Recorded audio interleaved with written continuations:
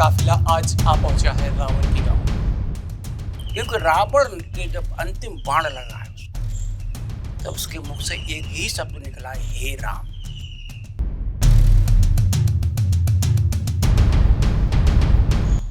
जब उसे 10 शीश काट के चढ़ा दिए ना, उसी दिन से वो दशकंदर कहलाया। भगवान प्रसन्न हो गए, उसे वरदान दिया कि आज से तुम दशकंदर कहलाओगे।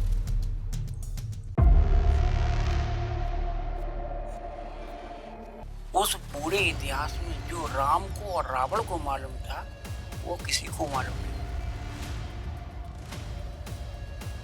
रावण कोई मनुष्य नहीं था, लेकिन यहाँ उसकी पूजा होने लगी थी, जब से आज भी परंपरा चली आ रही है।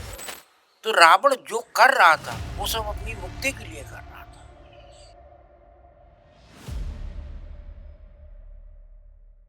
इतिहास की खोज में 1 मिनट का काफिला आज आ पहुंचा है रावण के गांव। वही रावण जो त्रेता युग में भगवान श्री राम की पत्नी सीता का हरण करता है। वही रावण जो उस युग में बहुत ही विद्वान ब्राह्मण के रूप में जाना जाता है। वही रावण जो एक अच्छा कूटनीतिज्ञ है, जो एक अच्छा चाणक्य है।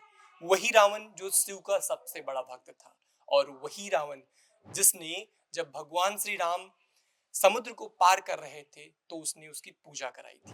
कहते हैं कि दुश्मन कैसा भी हो, लेकिन जब बात धर्म और शास्त्र की आए तो वहां पर जो धर्म शास्त्र ही होता है वही जायज होता है। तो ऐसे में आज हम रावण के गांव मौजूद हैं और कहते हैं कि ये पूरे भारत का इकलौता एक मंदिर है जहां पर रावण की अभी भी पूजा होती है। ये तकरीबन रावण के दादा ने इस मंदिर का निर्माण कराया था। उसके बाद से ही यहाँ पर रावण ने इसी शिवलिंग पर अपने एक एक करके 10 सिर काट कर चढ़ाए थे और उसके बाद यहाँ पर रावण की पूजा होती है।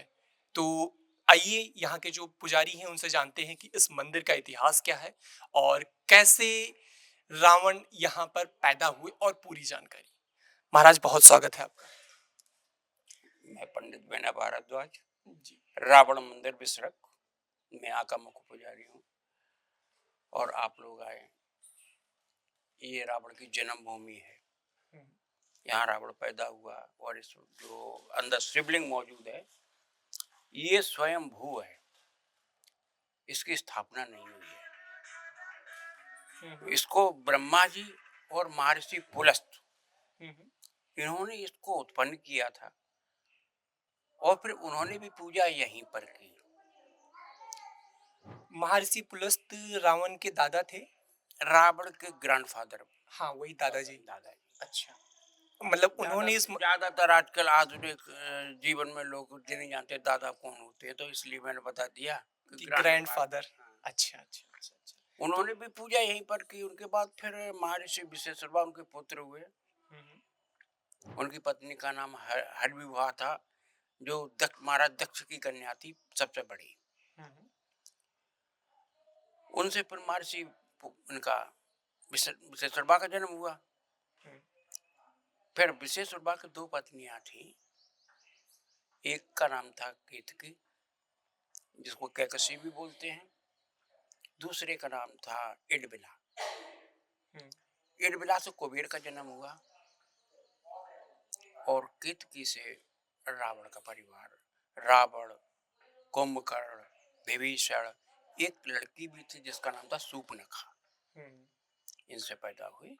उन्होंने फिर यहाँ पर कठोर तपस्या की। रावण ने कठोर तपस्या करके उनको अमृत प्राप्त करने की चेष्टा कर रहे थे, लेकिन ब्रह्मा जी ने बोला कि लंकेश, आज नहीं तो तुम कल लंका के राजा बनोगे, लेकिन इस पृथ्वी पर जिसने भी जन्म लिया है उसकी मृत्यु निश्चित है। तो उन्होंने कहा कि प्रभु, ये तो नरों में होता है, मैं तो अवतार हूं। तो उन्होंने उसको वरदान दे दिया। इसी तरह कुंभकर्ण ने भी यहाँ वरदान मांगा, तो कुंभकर्ण को देखा कि तो भयंकर राक्षस है। भयंकर राक्षस, तो उन्होंने माता सरस्वती को याद किया, माता निद्रा को याद किया।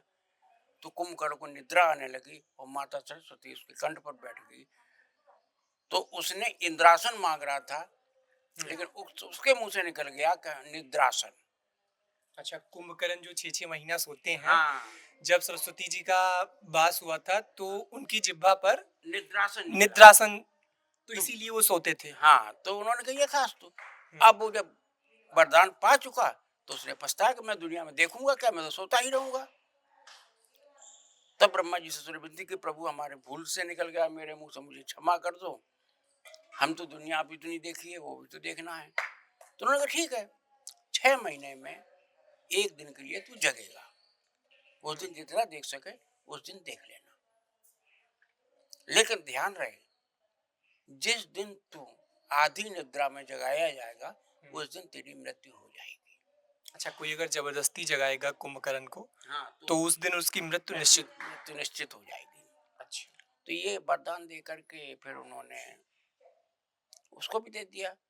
विभीषण ने भक्ति मांगी, उन्होंने कहा प्रभु सदा परमात्मा में हमारे आस्था बनी रहे। महाराज जी, ये जानना चाह रहे हैं कि रावण की पूजा यहाँ कब से शुरू हुई? जिससे अगर ये रावण के दादाजी ने इस मंदिर की स्थापना की थी, तो यहाँ पर भगवान शिव की शिवलिंग है, जैसा कि मैं देख पा रहा हूँ।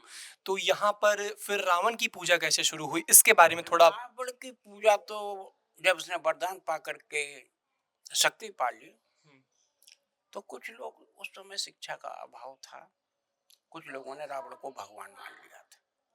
लेकिन रावण लंका चला गया था, लेकिन यहाँ उसकी पूजा होने लगी थी, जब से आज भी परंपरा चली आ रही है। क्योंकि पूरे देश में जहाँ तक मुझे पता है, जहाँ तक मुझे ज्ञान है, कि रावण की पूजा कहीं नहीं होती, एक ही मात्र मंदिर है, शिव मंदिर है। यहाँ पर रावण की भी पूजा होती है और कहते हैं कि रावण भगवान शिव का बहुत बड़ा भक्त था, तो इसलिए यहाँ पर शिव की भी पूजा होती है, रावण की भी पूजा होती है। तो ये बताइए कि यहाँ से रावण आखिर लंका कब गए, कैसे गए, उसके बारे में थोड़ा प्रकाश डालें आप। लंका का राजा कुबेर था। लंका का राजा कुबेर था, हम्म, जो माता लक्ष्मी का कोषागार बोलते हैं, धनपति बोलते हैं उसको। तो इसने क्या किया कि बलपूर्वक हम्म, वो लंका इसने रावण ने छीन ली उससे। हम्म, और जो विमान उसको दिया गया था जिसका नाम था पुष्पक, वो भी इसने छीन लिया बलपूर्वक। उसके पश्चात कुबेर फिर वो वापस यहाँ पर आए। निशांत इधर आ जाओ, चल। यहाँ पर आए तो फिर यहाँ उसने पुनः तपस्या की, हम्म, तो देवराज इंद्र आए। हम्म, तो देवराज इंद्र उसको फिर स्वर्ग ले गए। लंका पर राज रावण का बना था, अच्छा। जब से वो रावण लंका का राजा हुआ हम्म, है। उस और यहाँ पर वंश इसलिए नहीं है कि यहाँ पर मात्र रावण का ही विवाह हो पाया था, कोई संतान तो उन पर उत्पन्न नहीं हुई थी यहाँ पर। तो लंका चले गए ये लोग। मतलब इस पूरे गांव में रावण का कोई वंशज नहीं है? जी नहीं, भारत में ही नहीं है। अच्छा, भारत में ही नहीं। नहीं, अपने से कोई सारस्वत बोलता है, कोई कोई कुछ बोलता है, समझे। अभी इनको सही मालूम नहीं है कि उसका गोत्र क्या है। अच्छा। हाँ, वो उसका सही गोत्र है हाइग्रीव। है ग्रीन। अच्छा। कभी आपने देखा होगा कि रावण का कहीं पुतला जलाए जाते हैं तो उसके ऊपर एक गधे का सिर लगा दिया जाता है या घोड़े का। हाँ, कई बार मैंने देखा इस चीज को। देखा, हाँ, आप उसको समझिए कि वो क्या है। लेकिन ये जो चीजें हैं ये बहुत डेप्थ में कोई सोच नहीं पाता है, इसके बारे में थोड़ा विस्तार से। क्योंकि भगवान विष्णु ने और लक्ष्मी जी ने हयग्रीव का अवतार लिया था पृथ्वी पर आकर। और हयग्रीव कौन था? जो आधा मनुष्य था आधा घोड़े का। उनसे एक पुत्र पैदा हुआ था इस पृथ्वी पर। बस उसी वंश में पुलस्त का जन्म हुआ है। अच्छा, जो रावण के दादा थे हाँ, उसी वंश में, उसी वंश में हुए थे, तो कहीं ना कहीं रावण भी उसी से जुड़ा है। उसी से जुड़ा हुआ है। इसीलिए उसका गोत्र दिखाते हैं, वो जो गधे का सर दिखाया है ना, वो गधा नहीं हकीकत घोड़ा है। और हयग्रीव था कौन? हयग्रीव एक राक्षस था जिसका आधा शरीर मनुष्य का था, मुंह घोड़े ऐसा था। तो उसको वरदान दिया था ब्रह्मा जी ने कि हयग्रीव को केवल हयग्रीव मार सकता है। अच्छा, मतलब हैग्रीव को केवल हैग्रीव ही मार सकता है। हयग्रीव मार सकता है, बाकी कोई मार नहीं सकता है। तब भगवान विष्णु ने हयग्रीव का ही अवतार लिया था। हिरण्यकश्यप का। नहीं नहीं नहीं, हाँ। ये बहुत पुरानी है, यानी प्रलय के पहले, अच्छा अच्छा अच्छा अच्छा अच्छा।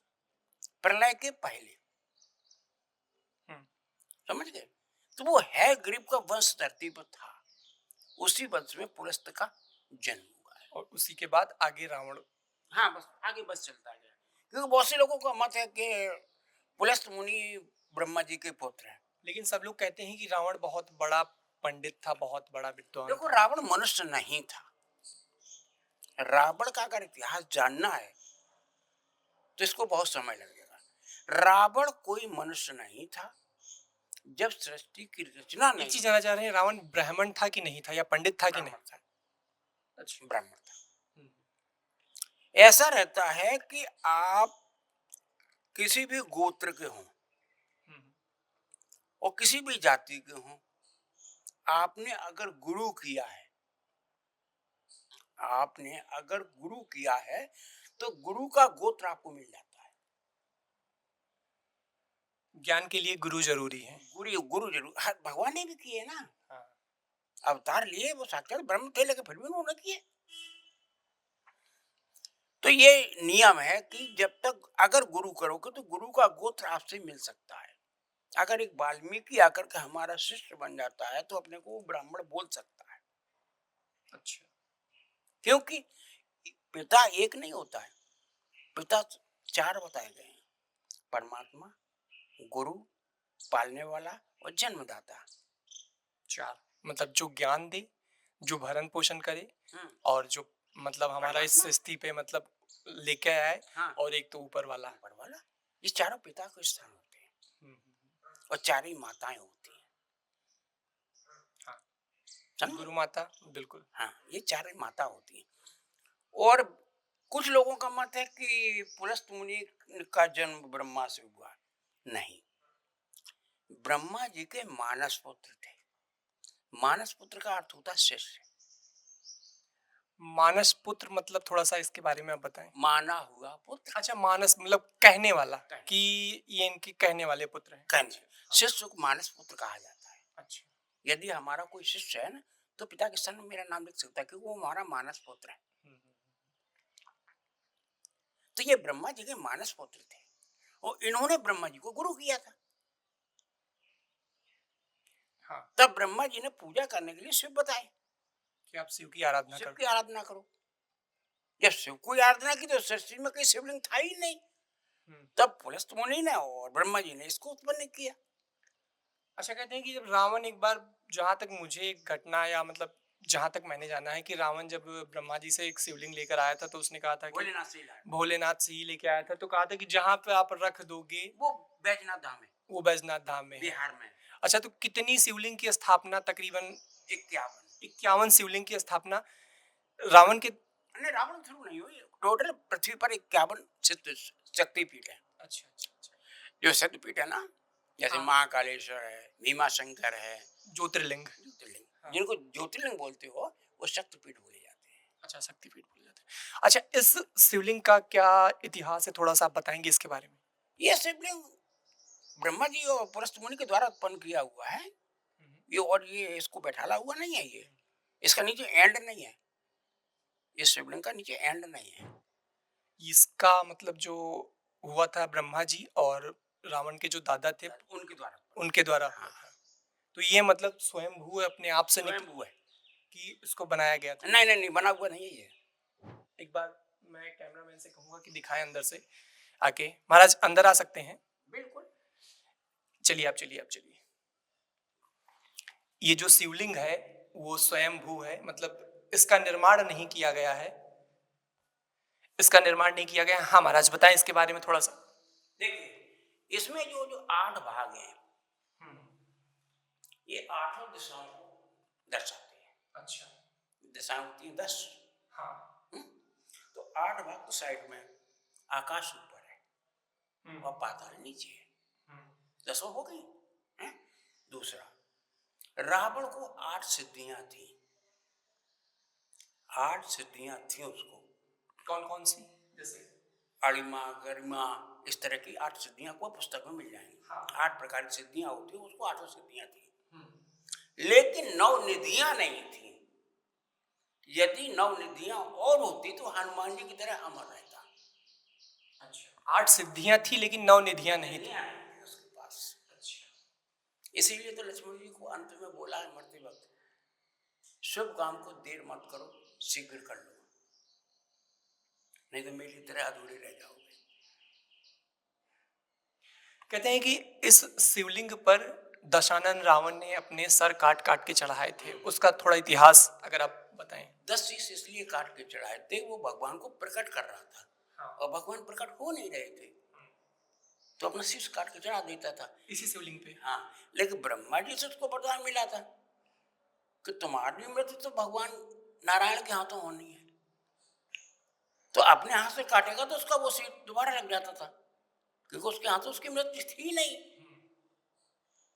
जब उसने 10 शीश काट के चढ़ा दिए ना, उसी दिन से वो दशकंदर कहलाया। भगवान प्रसन्न हो गए, उसे वरदान दिया कि आज से तुम दशकंदर कहलाओगे। जी जी जी जी जी। अच्छा महाराज, थोड़ा रावण के बारे में ये भी बताइए कि जैसे जब समुद्र में पूजा हो रही थी, भगवान राम समुद्र लांघने की कोशिश कर रहे थे, तो रावण ने ही उसकी पूजा कराई थी। तमाम लोग रावण को हर साल जलाकर अच्छाई पर बुराई की, सॉरी, बुराई पर अच्छाई की जीत देखते हैं या अपने हिसाब से देखते हैं, लेकिन आपको अगर रावण के बारे में कुछ बताना हो तो कैसे बताएंगे आप?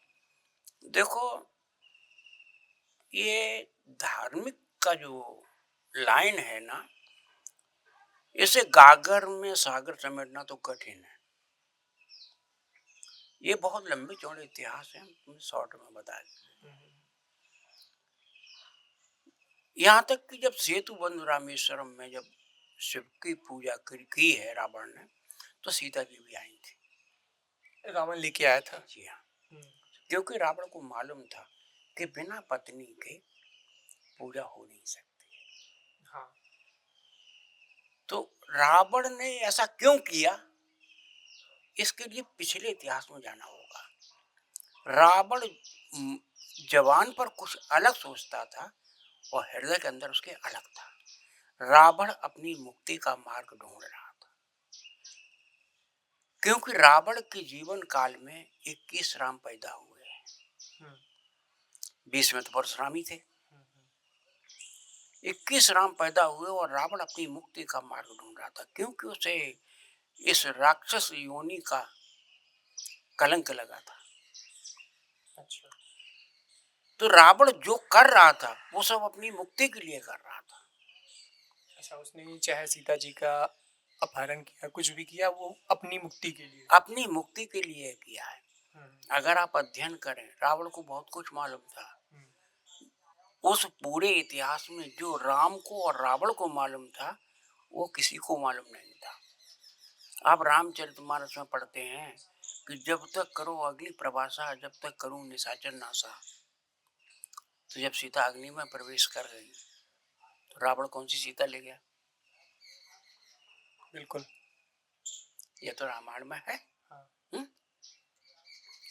हकीकत ये बात रावण को मालूम थी कि ये सीता नहीं है,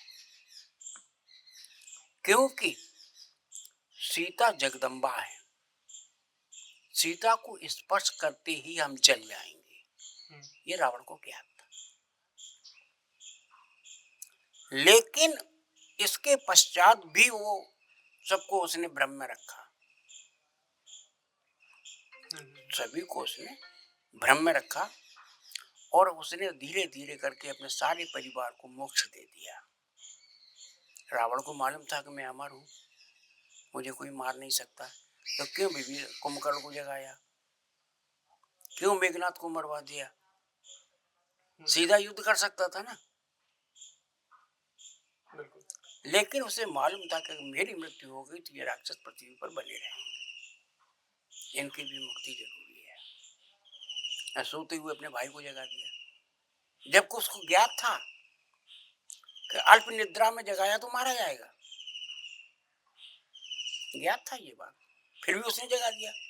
तो मतलब आपके हिसाब से रावण जो भी कर रहा था अपनी मुक्ति के लिए अपनी मुक्ति के लिए ही कर रहा था, क्योंकि रावण के जब अंतिम बाण लगा है उसको, तब उसके मुख से एक ही शब्द निकला है, हे राम। अगर शत्रु थे फिर क्यों नाम लिया उसने? अगर राम शत्रु थे फिर उसने उनका ही नाम क्यों लिया? बिल्कुल। उसकी आत्मा राम के चरणों में ही समाई थी। रावण की जब बाण लगा था, वो पड़ा था, तब भगवान राम ने लक्ष्मण से कहा था कि आप रावण से जाओ, कुछ ज्ञान लेके आओ। इस घटना के बारे में थोड़ा सा आप बताएं। रावण के पास इसलिए भेजा था कि रावण राजनीति में सर्वोत्तम था। राजनीति, कूटनीति और ज्ञान, हाँ, सभी में सर्वोत्तम राजा था, योग्य राजा था। तो उन्होंने ये कहा था कि तुम जाकर के राज्य का संचालन कैसे करो, चल के राजा बनोगे तो कैसे करोगे संचालन, रावण से ज्ञान ले लो। तो इसलिए लक्ष्मण जी को भेजा था उसने कि जाओ, रावण एक महान विद्वान है, आदरणीय है, उनसे जाकर ज्ञान ले लो। तो लेकिन लक्ष्मण जी शेषनाग के अवतार क्रोधी तो थे ही, गुस्सा बहुत ज्यादा था। तो उन्होंने सोचा कि बेशक ये विद्वान है, राजा है, सब कुछ है, मगर फिर भी तो इसने इतना बुरा काम किया, मेरी भाभी को लेकर गया, तो वो जाके सिर से खड़े हो गए।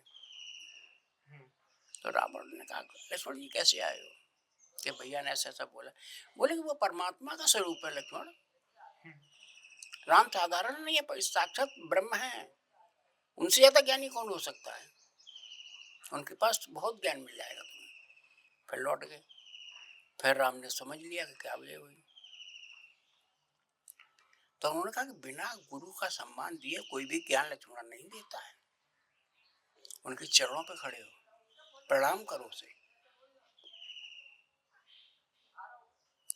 तब वो लक्ष्मण जी के, तब उन्होंने कहा लक्ष्मण जी अब तो हमारा अंतिम समय है, अब क्या ज्ञान देंगे।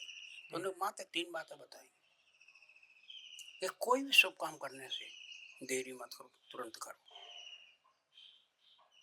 और लक्ष्मण एक बात ध्यान रखना, मैं बहुत बलशाली था, मेरे पास बहुत वरदान थे, फिर भी मैं हार गया, मालूम है क्यों? बोले कि गुरुदेव बताइए ऐसा कैसे हुआ? कि मेरा भाई मेरे साथ नहीं था, तुम्हारा भाई तुम्हारे साथ था, विभीषण ने साथ छोड़ दिया था, इसलिए पराजय हुई हमारी। दूसरा कि देखो लक्ष्मण, किसी चीज पर आंख मूंछ के विश्वास न करना,